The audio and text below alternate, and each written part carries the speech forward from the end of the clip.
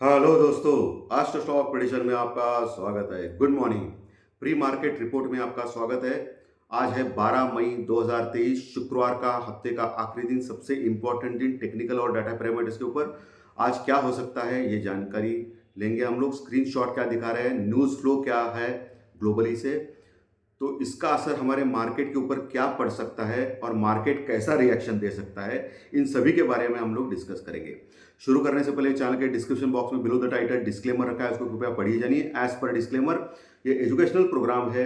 इसके तहत जो भी मैं बोलता हूँ ये मेरी पर्सनल राय है, मेरी खुद की राय है। आपके प्रॉफिट या लॉस, लाभ या हानि के लिए मैं और मेरा चैनल जिम्मेदार नहीं रहेंगे, रिस्पॉन्सिबल नहीं रहेंगे। ये प्लीज़ प्लीज़ नोट करके रखिए। मेरा एस्ट्रो स्टॉक प्रेडिक्शन चैनल सिर्फ और सिर्फ यूट्यूब पे ही अवेलेबल है, ये भी नोट करके रखिए। चलिए दोस्तों शुरू करेंगे। दोस्तों, लगातार 8वां दिन था अमेरिकन मार्केट में। पिछले 9 सेशन में 8 सेशन में अमेरिकन मार्केट गिर चुका है। कल भी America Dow Jones 220 point minus में क्लोज हो गया, वही नैस्डैक प्लस में क्लोज हो गया। दोस्तों, अमेरिकन मार्केट लगातार क्यों गिर रहे हैं? इसलिए गिर रहे हैं कि दोस्तों बैंक, छोटे बैंक के संकट और बढ़ता जा रहा है और छोटे बैंक में कल 20 से 30% की मार पड़ी और इसके लिए अमेरिकन मार्केट ज़्यादा गिरा। और कुछ जो डिस्ने जैसे बड़े शेयर्स होते हैं, डिस्ने यानी हॉटस्टार हम लोग देखते हैं ना इधर ओटीपी, तो वो डिस्ने के ऊपर उनके जो 20 से 40 लाख सब्सक्राइबर कम हो चुके हैं। इससे वो 9-10% टूटा। दोस्तों, बहुत बड़ा शेयर होता है डिस्ने का अमेरिकन मार्केट में, और इसके चलते हुए अमेरिकन मार्केट कंटिन्यूस गिर रहे हैं और आर्थिक मंदी की आशंका से डर रहे हैं दोस्तों।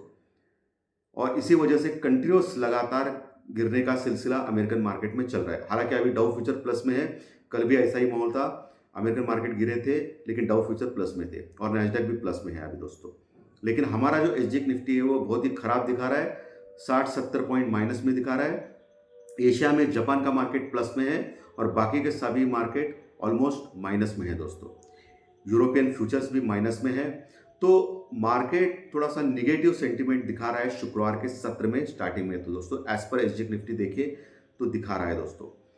कल यूके यानी यूनाइटेड किंगडम यानी इंग्लैंड ने रेट ऑफ इंटरेस्ट बढ़ा दिया और उनका 4.5% तक रेट ऑफ इंटरेस्ट बढ़ा दिया, और जो पिछले 10-15 सालों का हाईएस्ट लेवल है दोस्तों। और उन्होंने लेकिन अपनी जो आर्थिक वृद्धि है उसका अनुमान बढ़ाया है दोस्तों।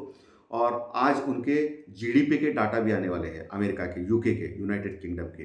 ओके, और वहाँ से तो ऐसे संकेत मिल रहे हैं और यूरोपियन मार्केट भी वैसा फ्लैट टू नेगेटिव ही चल रहा है आजकल।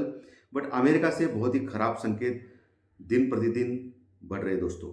और आज हमारा एक डाटा आने वाला है हमारे भी मार्केट में, भारत का यानी इंडिया का इन्फ्लेशन डाटा आने वाला है दोस्तों। हम लोग हमेशा क्या करते हैं, हम लोग अमेरिका के इन्फ्लेशन डाटा के ऊपर क्लोजली वॉच करते हैं, बट आज हमारा अप्रैल महीने का इन्फ्लेशन डाटा आ रहा है दोस्तों और वो बहुत ही इंपॉर्टेंट रहेगा। अनुमान है वो 5 के नीचे जाना चाहिए, 4.8। हमारा अभी जो लेटेस्ट है वो 5.4 वगैरह समथिंग है।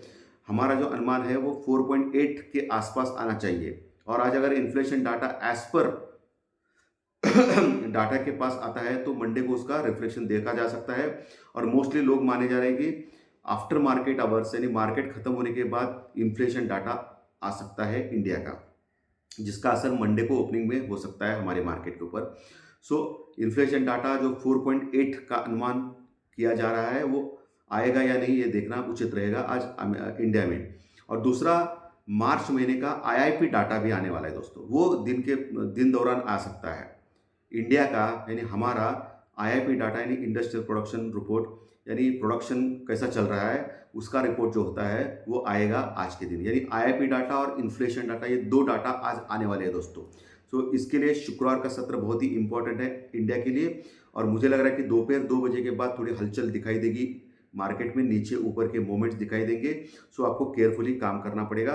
वैसे भी हफ्ते का आखिरी दिन है, बहुत ही इंपॉर्टेंट दिन है दोस्तों। बिल्कुल आप केयरफुली काम करें। और दूसरी बात, कल 13 तारीख है, शनिवार का दिन, और कल कर्नाटका स्टेट इलेक्शंस के रिजल्ट डिक्लेयर होने वाले हैं। और वो अगर रिजल्ट्स बीजेपी के खिलाफ पड़ेंगे और कांग्रेस अगर आएंगी या त्रिशंकु यानी किसी को भी नहीं मिलेगा, तो इसका बुरा असर हमारे मार्केट के ऊपर मंडे के दिन हो सकता है। सो बहुत बहुत केयरफुल काम करना है आज के दिन, पर्टिकुलरली दोपहर के 2 बजे के बाद। अगर कुछ कैरी करके जा रहे हो तो प्रॉपर हेजिंग करके जाना है दोस्तों, क्योंकि कर्नाटका स्टेट के इलेक्शंस के रिजल्ट भी डिक्लेयर होने वाले हैं कल, और आज आईआईपी डाटा और इन्फ्लेशन डाटा हमारा इंडिया का आने वाला है आफ्टर मार्केट आवर्स। हो सकता है आफ्टर मार्केट आवर्स आए या मार्केट्स आवर्स में आए, उसके ऊपर बहुत ही क्लोज है। इसके लिए दोपहर 2 बजे के बाद आपको प्रॉपर हेजिंग करके ही चलना है, विदाउट हेजिंग कुछ भी नहीं करना है, ये मैं क्लियरली बोल रहा हूँ दोस्तों। ओके, मेटल के स्टॉक्स बहुत ही जबरदस्त गिरे दोस्तों। कॉपर के रेट्स बहुत ही गिर रहे हैं, सो इसका असर आज मेटल स्टॉक्स के ऊपर गिरेगा। और नैस्डैक लगातार बढ़ रहा है, प्लस में चल रहा है, तो इसका असर आईटी के स्टॉक्स के ऊपर पड़ना चाहिए। बट आईटी के स्टॉक्स ने कल जो बढ़त ली थी उसके बाद वो गंवाए दोस्तों और नीचे आ गए। सो ये एक चिंताजनक बात है, और आज देखेंगे आईटी के स्टॉक्स क्या कमाल कर सकते हैं। क्रूड ऑयल थोड़ा गिरा है, ओके, $76 के पास आ गया है, तो ये रिलायंस के लिए थोड़ा सेटबैक हो सकता है, रिलायंस थोड़ा गिर सकता है ऐसा लग रहा है। इंडियन रुपीज़ और डॉलर में डॉलर लगातार बढ़ रहा है दोस्तों, सो इंडियन रुपीज़ के ऊपर प्रेशर बनाया जा रहा है। बाकी एफआई की डाटा अच्छे है, 800 करोड़ का माल, और डीआई ने 400 करोड़ का माल बेचा था और 800 करोड़ का माल एफआई ने खरीदा था। तो एफआई जब तक अपना हाथ इंडियन मार्केट के ऊपर रखती है तब तक डरने वाली बात नहीं है। सिर्फ आपको क्या फॉलो करना है, important level, support, resistance. Okay, आज नया पुट कॉल रेशो आएगा निफ्टी और बैंक निफ्टी का, लेकिन वो लगभग 1 के पास ही रहने की उम्मीद है या 1 के नीचे रहने की उम्मीद है। ओके, सो अभी लेवल्स के ऊपर जाएंगे। अभी जो 60-70 पॉइंट गैप डाउन दिखा रहा है एसजी निफ्टी, अगर वैसा होता है तो बहुत बार देखा गया है कि एसजी निफ्टी का कुछ होता नहीं, अलग ही रहता है market, but 60-70 point gap down अगर दिखा रहा है तो इसका मतलब हम लोग कहीं निफ्टी के ऊपर 18,200-220 के आसपास खुल सकते हैं। ओके, क्योंकि अभी 18,300 के नीचे क्लोज हो गए थे कल के दिन निफ्टी में, 18,300 के नीचे, तो कहीं हम लोग 18,200 से लेकर 230 के आसपास खुल सकते हैं। तो पहला जो आपका इंपॉर्टेंट लेवल रहेगा वो 18,200 का रहेगा, 18,200, जहां अच्छी पुट राइटिंग हो चुके हैं। सो वो सपोर्ट बरकरार होना चाहिए, रहना चाहिए। उसके अगर नीचे जाता है 18,180 यानी 18,180 के नीचे स्लिप होता है निफ्टी और रुकता है, तो फिर गिरावट बढ़ सकती है।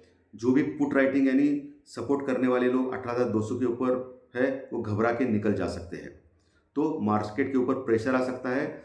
और 18,180 के नीचे जाने के बाद 10-15 मिनट रुकने के बाद डायरेक्टली वो 18,100-150 पहला लेवल, उसके बाद 18,100 का लेवल, 18,100 का लेवल, तो वहाँ सपोर्ट ले सकता है। वो स्ट्रॉन्ग सपोर्ट है आज के दिन के लिए निफ्टी में। और नीचे वैसे 18,000 और 18,050 यानी 18,000-18,050 अच्छे सपोर्ट है।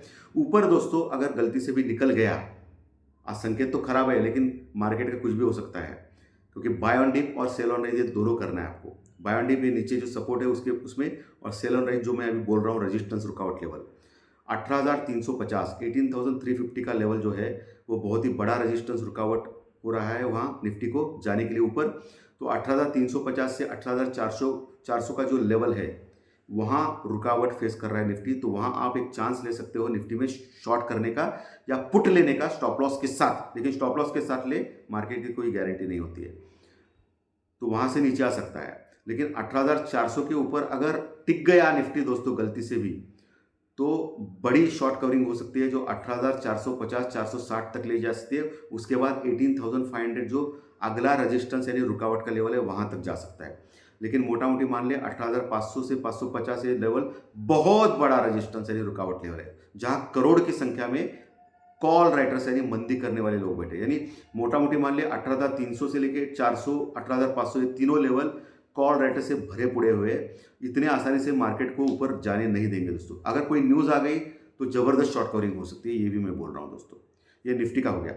वही बैंक निफ्टी जो 43,500 के बस थोड़ा सा 475 के पास क्लोज हो गया था कल के सत्र में, यानी 43,500 जो इंपॉर्टेंट रेजिस्टेंस रुकावट है वहाँ आ चुका है।